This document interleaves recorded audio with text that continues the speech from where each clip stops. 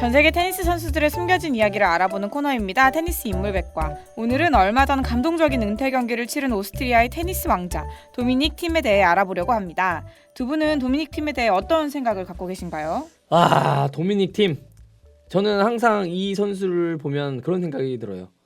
노가다 테니스 하는 사람. 진짜 빡세게 진짜 힘들게 빡세게 치는 테니스 선수. 네네네. 네, 이렇게 생각이 또 드네요. 저 같은 경우에는 2020년에 US 오픈을 아주 감동적으로 봤기 때문에 약간 비운의 선수다 이런 생각 갖고 있었는데 그 도미닉 팀의 별명이 도미래요, 도미. 참도미? 저도 이제 그 생각 나가지고 다양한 감정이 드는. 근데 오늘 저희 방송 보시면 왜 비운의 선수라고 생각을 하고 있는지 확실히 아실 수 있을 것 같습니다. 네, 그럼 본격적으로 도미닉 팀에 대해 알아보려고 하는데요. 테니스를 시작하기 전부터 이야기를 해볼게요. 도미닉 팀은 오스트리아 출신이죠? 네, 그렇습니다. 오스트리아 비너 노이슈타트라는 도시에서 태어났는데요. 오스트리아 수도 빈에서 급행열차로 41분 정도 걸리는 우리나라로 치면 일산이나 분당이라고 보시면 되겠습니다. 그런 도시에서 93년 9월 3일에 태어났습니다. 93년 9월 3일. 네. 여기 좋네. 9393. 네. 9393. 도미닉 팀의 가족은 아빠 볼프강, 엄마 카린 팀이 있고요. 아빠 같은 경우에는 97년부터 빈에 있는 귄터 브레스닉 아카데미에서 코치를 시작한 테니스 코치였는데요. 이후에 도미닉 팀의 코치도 맡았고 현재는 호주 선수인 세바스찬 오프너 선수의 코치로 일하고 있습니다. 엄마인 카린 팀도 대단한 엄마인데요. 2019년 인디언 웰즈 우승부터 도미닉 팀이 투어에서 우승할 때마다 몸에 문신을 새기고 있다고 합니다. 야우, 엄마가요? 네, 대단합니다. 2019년에 팀은 5개의 투어 우승을 차지했고요. 그 다음 해인 2020년에는 드디어 그랜드슬램 US 오픈을 우승을 하면서 6개의 문신이 있을 것으로 예상이 됩니다. 네, 얘기를 들어보니까 두 분 모두 좀 범상치 않은 분 같기는 하네요. 문신을 새기다니. 네. 팀은 몇 살 때부터 테니스를 시작했나요? 네, 도미닉 팀은 6살에 그러니까 아버지가 브레스닉 아카데미에 취직을 했을 때부터 그 무렵에 테니스를 친 것으로 알려져 있는데요. 도미닉 팀을 이해하기 위해서는 이 브레스닉 귄터 브레스닉에 대해서 좀 아셔야 됩니다. 네네. 브레스닉은 오스트리아에서 알아주는 이름 있는 코치예요. 이름이에요. 네. 브레스닉이. 네, 약간 우리나라로 치면 이영택 감독님과 비슷한 위상을 가지고 있습니다. 네네. 이 브레스닉이 그 테니스 협회 그 국가대표 감독 뭐 이런 것도 했었고요. 뭐 데이비스컵 주장 뭐 이런 것도 했었고. 이 브레스닉이 멀쩡하게 투핸드로 테니스 잘 치고 있는 도미닉 팀에게 자네 원핸드로 한번 테니스 쳐보지 않겠나. 오히려 더 뒤로 백투더 올드스쿨로 가는. 네, 원핸드로 전향을 권유했고요. 결과적으로 도미닉 팀은 페더러 바브린카와 함께 싱글핸드 백핸드, 원핸드 백핸드의 대명사가 되었습니다. 왜 원핸드로 전향을 권유했을까요? 모르겠네요. 저도 전향하긴 했거든요. 트렌드가 나은 것 같아요. 네. 해보니까. 네. 네. 보니까 이 귄터 브레스닉이 도미닉 팀을 가르친 경험을 바탕으로 책을 썼다고요? 네, 도미닉 팁의 방법에 대해. 오. 그러니까 더 메소드 오브 도미닉 팁 뭐 이런 식이었던 것 같은데 영어 버전으로 번역이 되어 있다고 하니까 혹시 저처럼 원백을 좀 잘 못 치시는 분, 도미닉 팀처럼 원백을 잘 치시고 싶은 분은 한번 읽어보시는 것도 영어로 추천을 드립니다. 전 안 되겠네요. 왜요? 왜죠? 잘 치시니까. 아니 영어 번역이라서 안 될 것 같아요. 잘 치시니까가 아니라. 네, 좋은 책 추천 감사드립니다. 그럼 도미닉 팀의 유소년 시절을 알아볼까요? 주니어 시절 성적은 어땠나요? 네, 도미닉 팀은 백핸드를 바꾸고 나서 한동안 성적을 내지 못했는데요. 아무래도 익숙해지는 데 시간이 걸린 것 같고요. 또 17살 때도 심각한 건강 문제가 생겼는데요. 바로 1년 동안 키가 16cm가 자라서 타점 형성에 어려움이 있었다고 합니다. 하지만 2011년에 ITF 주니어 서킷 랭킹에서 세계 2위에 올랐고요. 롤랑가로스에서 준우승을 차지한 뒤 성인 무대로 뛰어듭니다. 네, 2011년부터 프로로 전향한 도미닉 팀은요 주로 ITF 퓨처스 리그에서 랭킹을 끌어올렸는데요. 2013년까지 3년간 하위 리그에서 생고생을 하면서 포인트를 쫑쫑따리 긁어 모았습니다. 그러다가 오스트리아에서 열리는 ATP 대회인 키츠비엘과 비엔나 대회에서 와일드카드를 받으면서 ATP 투어 포인트를 쌓을 수 있는 기회를 얻게 되는데요. 이 팀은 귀중한 기회를 놓치지 않고 두 대회 모두 8강에 진출하면서 드디어 2014년에 탑100에 오르게 됩니다. 그 프로 테니스 선수는 탑백 안에 들어가면 성공한 선수라는 인식이 있는데 팀은 그럼 21살에 100위가 되었으니까 좀 성공한 선수로 그때부터 그렇죠, 인식이 그렇죠. 되었겠네요. 그 뒤에는 역시 랭킹을 좀 쭉쭉 올리기 시작했죠. 그렇습니다. 2014년에 top 100으로 들어간 랭킹은 그의 39위로 39위 시즌을 마무리했고요. 2014년 첫 참가한 US 오픈에서 무려 16강에 진출하면서 빅3를 이을 선수로 이름을 알리기 시작했습니다. 2015년부터는 ATP 투어에서 우승을 하기 시작하면서 특히 클레이 코트에서 강점이 있는 선수로 테니스 팬들의 눈길을 끌기 시작했습니다. 도미닉 팀의 첫 우승은 니스 오픈이었는데요. 당시 도미닉 팀은 4강에서 2번 시드 존 이스너를 세트스코어 2대 0으로 꺾었고 결승에서는 4번 시드 레오나르도 메이어를 잡으며 생애 첫 ATP 타이틀을 가져갑니다. 이후 음악 오픈, 쿠시타드 오픈까지 우승을 차지하며 2015년 말에는 랭킹을 무려 20위까지 끌어올렸습니다. 이야, 대단하네요. 5년 만에 20위까지 네. 올린 거죠. 네, 2000 2016년은 좀 어땠을까요? 2016년에도 도미닉 팀은 멈추지 않았습니다. 그러니까 ATP로 데뷔한 3년차, 프로로 전향한 5년차인데요. 네. 세 번째로 참가한 롤랑 가로스에서 4강에 진출하게 됩니다. 당시 13번 시드로 대회를 참가한 도미닉 팀은요. 8강에서 벨기에의 다비드 고팡을 꺾으면서 4강에 올랐고 4강전은 조코비치를 만납니다. 아이고. 조코비치를 만나서 0대 3으로 패배하면서 네, 참교육. 빅3의 첫 번째 재물이 되었다. 근데 이 대회에 좀 재밌는 점이 있었는데요. 도미닉 팀이 32강에서 즈베레프를 만났어요. 가뿐하게 이겼고요. 16강에서 라파엘 나달을 만나는 대진이었는데요. 즈베레프는 가뿐하게 3대 1로 꺾었는데 나달이 부상으로 그 대회를 기권을 하면서 나달과 팀의 첫 번째 만남, 그러니까 롤랑 가로스에서 첫 번째 만남은 아쉽게 불발이 되었습니다. 지베레프랑 팀의 악연이 이때부터 시작이 된 것 같은데 2016년에 도미닉 팀은 4개의 타이틀을 가져간다. 좀 어떤 대회인지 소개를 해주시죠. 네, 말씀해주신 대로 도미닉 팀은 2016년에 4개의 대회를 우승을 했는데요. 슈투트가르트, 니스, 아카풀코, 부에노스 아이레스가 그 4개의 대회입니다. 일단 팀은 2월 아르헨틴에서 열리는 클레이 대회 부에노스 아이레스 대회에서 우승을 합니다. 이 대회는 팀에게 의미가 있는 대회였는데요. 바로 4강에서 라파엘 나달을 만나서 2시간 28분 만에 게임 스코어 7대6, 3대6, 7대6, 세트스코어 2대1로 승리한 것입니다. 도미닉 팀이 클레이에서 강한 이미지가 있기는 했지만 나달을 이겨버리자 팀이 나달의 후계자가 될 것이다라는 이야기가 이때부터 나온 것 같습니다. 두 번째 우승한 대회는요. 멕시코에서 열리는 하드코트 대회 아카풀코 오픈이었는데요. 그때까지 클레이에서만 4개의 우승을 차지한 팀에게 하드코트에서의 자신감을 키워주는 그런 대회였다는 생각이 듭니다. 그 뒤 2015년에 이어 2016년에도 니스에서 타이틀을 차지하며 2연속 우승을 가져갔고요. 독일 슈투트가르트에서 잔디 코트마저 우승을 하며 한 시즌 3개의 코트 모두 우승하는 기록을 세웠습니다. 야, 한 해에 4개나 우승 타이틀을 차지를 했으니까 랭킹 포인트도 정말 많이 올랐을 것 같은데요. 20위였던 랭킹이 어디까지 올라가게 되나요? 네, 도미닉 팀의 단식 랭킹은 20위에서 8위로 상승을 했고요. 네. 이후 탑 10을 꾸준히 유지를 하는데요. 이제 도미닉 팀에게 필요한 타이틀은 마스터스와 그랜드슬램 뿐이었습니다. 2017년에도 꾸준히 좋은 성적 유지하던 도미닉 팀은 드디어 2018년 또다시 그랜드슬램 우승컵을 차지할 기회를 가져갑니다. 네. 이번에도 롤랑 가로스였는데요.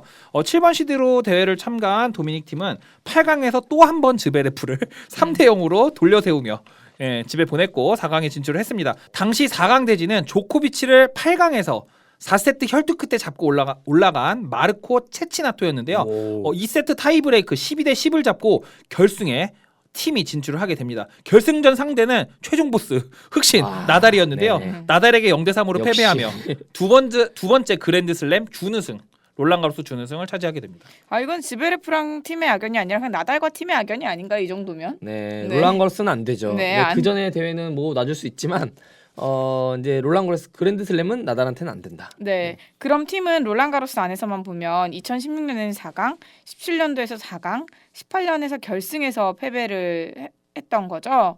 조금은 좀 힘이 빠지는 결과일 수도 있을 것 같은데 2018년 US 오픈에서도 나달을 만났다고 하면서요. 네, 그 경기도 도미닉 팀의 경력에서 빼놓을 수 없는 명승부였습니다. 9번 시드의 팀은 1번 시드 나달을 8강전에서 만났는데요. 두 선수는 5세트까지 가는 무려 4시간 49분의 대혈투를 펼쳤습니다. 이야. 결과만 말씀드리면 나달이 3대2로 승리를 했는데요. 총 포인트를 나달은 165점, 팀은 171점을 가져갔지만 결과는 나달의 승리로 끝이 났고요. 이 경기에 모든 힘을 쏟아부은 나달은 4강에서 기권을 하게 되었습니다. 이게 좀 재밌는 것 같아요. 8강에서 이렇게 모든 힘을 쏟아붓고 4강에서 기권하는. 얼마 전에 윈블던에서도 키리오스와 경기를 기권했잖아요. 그 전에 그죠? 윈블던에서? 네, 윈블던에서. 네, 그런 약간 나달이 절대 지지 않는. 오늘은 절대 이긴다. 무조건 이긴다. 너는 이겨. 내일은 생각 안 하고 그런 테니스가 나달의 특징이 이것도 매력인 것 같습니다. 네, 팀으로 다시 돌아와서 이렇게 번번이 우승 문턱에서 좌절하던 도미닉 팀이 2019년 드디어 포텐셜을 터뜨리는데요. 바로 마스터스 1000 인디언 웰스를 우승하면서 랭킹을 8위에서 4위로 끌어올린 것이었습니다. 네. 당시 결승적 상대 황제 로저 페더러였는데요. 1세트를 3대6으로 내준 팀은 2세트 6대3, 3세트 7대5로 가져가며 첫 번째 마스터스 1000 타이틀을 가져갔습니다.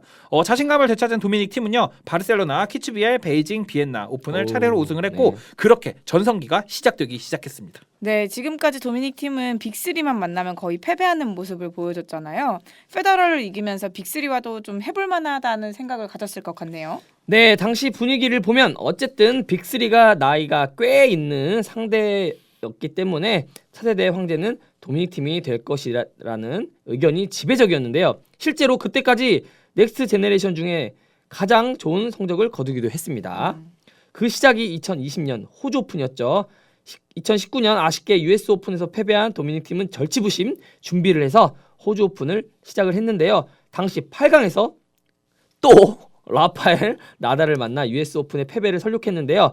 당시 나달의 랭킹이 1위였기 때문에 이 사건이 큰 화제가 되었고요. 스코어를 보면 7대6 타이브레이크 7대3 또 타이브레이크 7대6 7대4 4대6 또 타이브레이크 7대6으로 무려 3번의 타이브레이크를 도미닉 팀이 전부 가져가는 모습도 보여주었습니다. 이후 팀은 4강에서 다시 한번 그놈의 즈베레프를 만나 또 세트 스코어 3대1로 승리하면서 즈베레프에게 좌절감을 심어주었습니다. 하지만 이게 뭐 어차피 뒤로 가봤자 결승전 상대는 조코비치였는데요. 3세트까지 2대1로 앞서가던 도미닉 팀은 조코비치에게 3대2로 패배하면서 세 번째 그랜드슬램 준우승을 가져갑니다. 네, 저는 이 시기의 선수들을 보면 조금 딱하다, 짠하다 뭐 이런 그렇죠. 생각이 좀 들어요. 왜냐면 페더러, 나달, 조코비치 역대 최고의 테니스 선수들이라고 하는데 이 세 명을 전부 이겨야지 그랜드슬램을 한번 우승할까 말까. 그렇잖아요. 그러니까 요즘은 뭐 조코비치라는 한 사람만 이기면 뭐 그럴 수 있다. 그렇죠. 알카라즈는 나름 상대적으로 꿀을 빨았죠. 그렇죠. 근데 이제 이 시대 때는 페더러, 나달, 조코비치 페나주를 다 이겨야지 좀 그랜드슬램을 한번 우승을 할까 말까 이런데 도미닉 팀도 나달을 그렇게 힘들게 이겨놓고 결승전에서 또 조코비치에게 져버리니까 진짜 테니스 칠 맛이 정말 안 났을 것 같아요. 라켓 집어 던져야죠. 네. 그렇지만 좀 도미닉 팀은 조금 달랐죠. 그래도 안 던졌죠. 네, 그렇습니다. 도미닉 팀의 전성기는 2020년으로 보시면 될 것 같은데요. 모두 아시다시피 2020년은 코로나19로 전 세계 테니스 대회가 줄줄이 취소가 되는 상황이었잖아요. 이 상황에서도 팀은 꿋꿋하게 성적을 이어나갑니다. 이번에는 롤랑 가로스였는데요. 지금까지 도미닉 팀의 프랑스 오픈 성적은 16년 4강, 17년 4강, 18년 준우승, 19년 준우승으로 이제는 우승을 할 때가 되었다는 생각이 들 타이밍이긴 했습니다. 당시 1번 시드는 조코비치, 2번 시드 나달, 3번 시드 도미닉 팀, 4번 시드 메드베데프로 시작되는 대회였는데요. 도미닉 팀은 칠리치, 잭샥, 캐스퍼루드, 위고, 가스통을 차례로 꺾고 8강에서 12번 시드 아르헨티나의 디에고 슈왈츠만을 만납니다. 이 경기 역시 도미닉 팀의 커리어에서 최고의 경기가 될 만한 명승부였는데요. 두 선수는 무려 5시간 대열투를 펼쳐 결국 도미닉 팀이 패배하는 그런 결과를 가져왔습니다. 아니 5시간을 어떻게 경기를 하죠? 그러니까요. 아까 말씀드렸잖아요. 그래서 노가다 테니스. 네, 정말 빡세게 치는. 네. 재밌는 사실은요. 당시 도미닉 팀이 지면서 4강에서 슈왈츠만과 나달이 만나게 되었는데요. 나달이 손쉽게 결승에 진출을 했고요. 당시 나달은 8강전에서 야닉 시너에게 클레이 코트에서 테니스 치는 방법을 손수 알려주며 4강에 진출했습니다. 제가 알기로 그 슈얼츠만이 남자 선수들 사이에 상대적으로 되게 키가 작은 그죠? 선수라고 알고 그렇죠. 있어요. 170cm라고 하는데. 약간 우리나라 동호인들의 희망이죠. 네. 대부분 슈월츠만을 따라하려고 하시더라고요. 네. 네. 이 선수도 내년에 은퇴를 앞두고 있다고 들었어요. 네. 슈얼츠만 입장에서는 커리어의 성적이겠지만 도미닉 팀은 정말 많이 아쉬웠겠다는 생각이 듭니다. 호주 오픈에서도 나달을 이겨본 경험이 있으니까 만약 둘이 만났다면 좀 테니스 역사가 바뀌었을 수도 있을 것 같아요. 근데 롤랑가로스라서 저는 어렵지 않을까. 아까도 말씀드렸지만 롤랑가로스의 나달은 무적이기 때문에. 네. 네, 뭐. 근데 아까 이제 솔리님 말씀해주셨다시피 이제 나달 이겨봤자 그 다음에 조코비치 또 있기 때문에 네. 네. 나달을 이기기도 아우. 굉장히 불가능하겠지만 네. 이기고 나서도 솔직히 쉽지가 않다. 네. 네, 하여튼 네, 2020년 롤랑가로스는 나달이 우승을 하게 되었고요. 바로 그 다음 그랜드슬램 윈블던은 코로나19 여파로 대회가 열리지 않았습니다.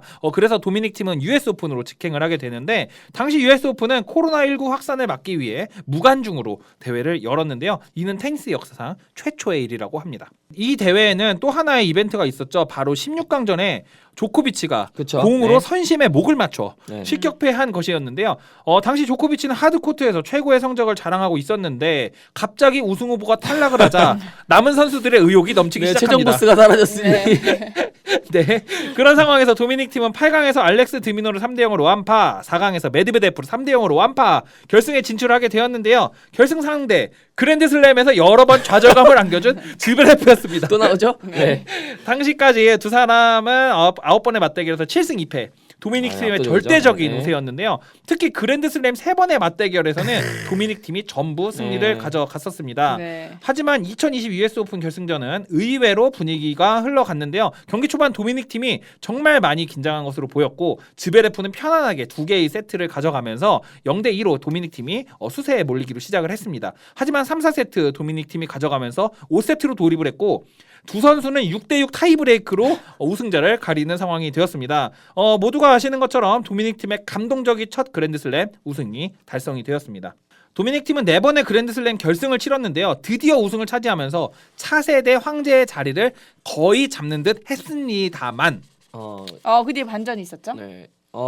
그렇습니다. 바로 부상 이슈가 생긴 것인데요. 도미닉 팀은 21년 시즌을 의욕적으로 시작했으나 무릎 부상과 손목 부상으로 한 시즌을 통째로 그냥 날렸고요. 그 뒤 인터뷰에서 정신적인 어려움을 고백했습니다. 바로 우울증인데요. 도미닉 팀은 그랜드슬램을 우승한 뒤에 공허함이 찾아왔고 이 우울감을 극복하기 위해 휴식을 결정했습니다. 이 결정에 대해 조코비치는 도미닉 팀은 약간 지쳐있는 것이다. 우리 모두가 그런 일을 겪기 때문에 나는 그를 이해한다며 편을 들어주었습니다. 네, 테니스 선수들이 그런 스트레스를 되게 많이 받는 것 같아요.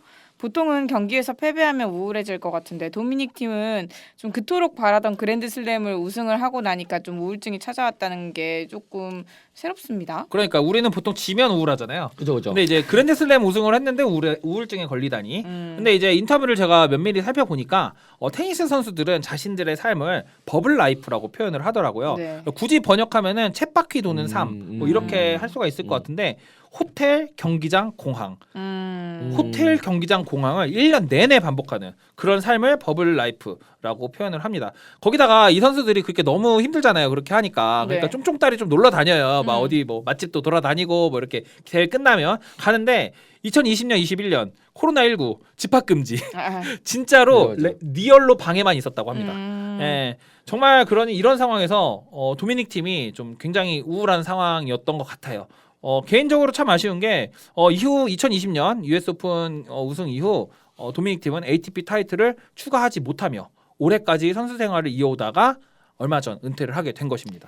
그러면은 그 US 오픈 우승하고 나서 단 한 개의 대회도 우승을 하지 못했던 거예요? 못했습니다. 그렇죠. 아이고. 그 마요르카 대회였죠. 잔디 대회에서 오른쪽 그 손목을 부상 당하면서 네. 그 이후로 이제 수술을 하고 재활을 해오다가 이제 복귀를 했는데 그때만큼의 이제 실력이 전혀 이제 올라오지 못하면서 네, 이번에 에스터뱅크에서 네, 자국 네. 은퇴를 하게 됐죠. 저도 도미닉 팀이 참 안타까운 게 사실 빅4 시대 이후 바브린카까지 포함하면 5명 외에 90년대 생으로는 최초로 우승을 한 게 도미닉 팀이었거든요. 당시에 새로운 시대 선수들이라고 불리던 치치파스, 즈베레프는 아직도 그랜드슬램 우승이 없잖아요. 이제 막 세계 랭킹 1위 자리에 올라가려고 하는 선수가 빛을 보지 못했다는 생각에 마음이 좀 아픕니다. 아, 그럼 도미닉 팀은 빅3와의 전적은 어떻게 될까요? 보통은 이제 빅3와의 전적을 말씀드린 이유는 이 선수들이 얼마나 한 인간의 인생을 짓밟았는가 이런 거를 말씀드리기 위해서 제가 말씀을 드려보는데 네. 일단 나달과의 상대 전적 두 선수는 대표적인 클레이 코트 강자들인데요. 16번을 만나서 6대10 나름 선전했죠. 6대10이면 네. 나달이 앞서고 있는데요. 하지만 말씀드렸다시피 나달은 도미닉 팀의 인생에서 결정적인 순간에 계속해서 찬물을 뿌려댔습니다. 두 선수의 결승전만 말씀을 드리면 나달은 도미닉 팀에게 17년 바르셀로나, 17년 마드리드, 18년 롤랑가로스, 19년 롤랑가로스 모두 4번의 결승전에서 패배를 안기면서 준우승을 4번 안겨주었습니다. 이런 거 보면은 아직까지 너가 클레이 황제를 내가 물려주기는 멀었다. 아, 너 더 연마하고 와라. 참교육. 그랬는데 연마하고 돌아오려 했는데 그냥 은퇴를 해버리는. 네, 아쉽네요. 네. 반면 팀은 페더러를 상대로 꽤 강한 모습을 보여주는데요. 상대 전적 5승 2패로 좋은데 네. 저는 좀 개인적으로는 아쉽네요. 왜요? 비교하기 어려운 게 페더러는 전성기 좀 꺾었을 때고 아, 이제 그쵸, 올라가는 그쵸. 그런 상황이니까. 네, 저는 인디언 웰즈를 놓쳤다는 게 페더러의 지금 딱 하나 먹고 끝냈어야 되는데 네, 너무 아쉬운. 그렇죠. 네, 세대 그렇습니다. 교체라고 봐야겠죠. 네. 2년 연속 딱 유성할 수 있었는데. 네. 네. 조코비치랑 상대 전적은 어떤가요? 조코비치 상대 전적에서 크게 밀리지 않는데요. 5승 7패로 나름 선전하고 있긴 하지만 말씀드렸다시피 중요한 경기에서는 조코비치가 또 대부분 승리하는 모습을 보이면서 또 한 명의 빅3 희생양이 탄생을 했습니다. 네, 지금까지 도미닉 팀의 우승 기록과 빅3와의 상대 전적을 알아봤는데요. 팀의 평가에 대해 이야기를 해볼게요. 우승 기록 대부분이 클레이에서 이뤄졌는데 새로운 혁신이라는 평가가 있었을 것 같아요. 네, 그렇습니다. 도미닉 팀의 17개 타이틀 중에서 무려 10번을 클레이 코트에서 가져갔는데요. 네. 롤랑가로스 공식 홈페이지에서 도미닉 팀에 대해 왕자의 계승자 라는 표현을 써가면서 도미닉 팀의 미래를 밝게 보았습니다. 강력한 포핸드와 백핸드, 경쾌한 스텝과 끈질긴 근성이 모두 어우러진 선수가 도미닉 팀의 전성기 플레이였습니다. 그 결실이 바로 US 오픈 우승이었습니다. 맞습니다. 빅3 시대가 마무리되어 갈 때 황제의 자리를 이어받을 1순위 선수가 도미닉 팀이었는데요. 정작 나달과 조코비치가 현재까지 은퇴하지 않았고 심지어 조코비치는 올림픽에서 금메달을 따는 등 건재하기까지 한 상황에서 우울증과 다양한 부상으로 도미닉 팀이 먼저 은퇴를 하다니 참 안타까운 일입니다. 근데 제가 찾아보니까 도미닉 팀은 환경 운동에도 큰 관심이 있었나 봐요. 포오션이라는 환경주의 의류 기업에 기부를 하기도 했더라고요. 네, 여러모로 많은 선수들과 팬들에게 귀감이 된 도미닉 팀의 멋진 제2의 인생 살기를 바라겠고요. 당분간은 휴식을 취하면서 새로운 진로를 모색할 것으로 보이는데요. 아무래도 아버지도 투어 코치이고 동생도 테니스 선수이다 보니 어떤 선수의 코칭 박스에서 그 얼굴을 계속 볼 수 있을 것 같다는 희망을 한번 말씀드려 봅니다. 네, 좀 테니스를 치면서 좀 우울한 것도 많았고 경기장, 집, 호텔, 공항 막 이런 것만 반복해서 되게 힘들었다고 하니까 이제 앞으로는 좀 더 자유롭게 살면서 좀 인생을 좀 잘 즐겨봤으면 좋겠네요. 네, 그럼 오늘은 빅3의 후계자, 2020년 US 오픈 우승자 도미닉 팀에 대해 알아봤습니다. 테니스 인물백과는 여러분들이 좋아하시는 다양한 테니스 선수들에 대해서 이야기를 합니다. 또 다뤄줬으면 하는 선수가 있다면 많은 댓글 부탁드립니다.